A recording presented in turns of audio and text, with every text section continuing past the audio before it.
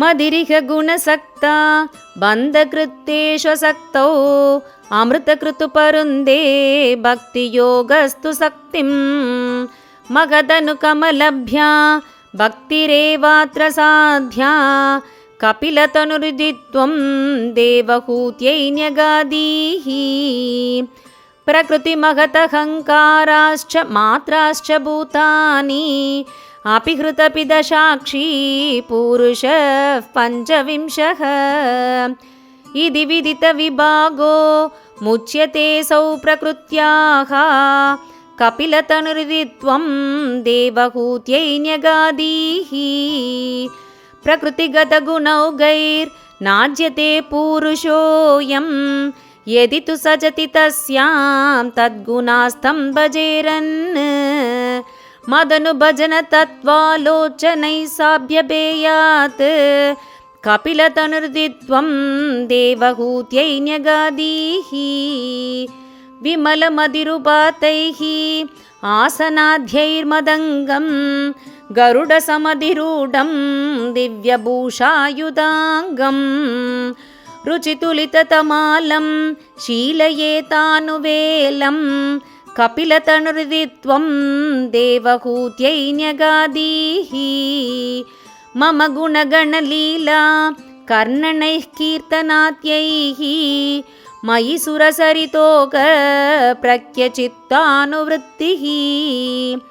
भवति परमभक्त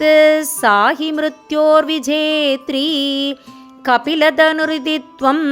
देवहूत्यै न्यगादीः अहह बहुलहिंसा सञ्चितात्तैः कुटुम्बं प्रतिदिनमनुपुष्णन् स्त्रीजितो बाललाली विशतिः गृहसक्तो यातनं मय्यभक्तः कपिलतनुर्दित्वं देवहूत्यै न्यगादीः युवति जडरकिन्नो जातबोधोऽप्यकाण्डे प्रसवगलितबोधः पीडयोल्लङ्घ्य बाल्यं पुनरपि पदमुह्यत्येव तारुण्यकाले कपिलतनुर्दित्वं देवहूत्यै न्यगादीः पितृसुरगणयाजी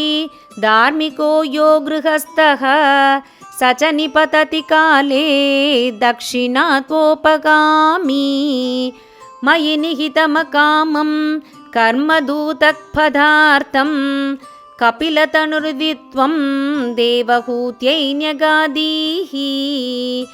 इति सुविदितवेद्यां देवहे देवहूतिं कृतनुतिमनुगृह्य त्वं गतो योगिसङ्गैः विमलमधिरतासौ भक्तियोगेन मुक्ता त्वमपि जनहितार्थं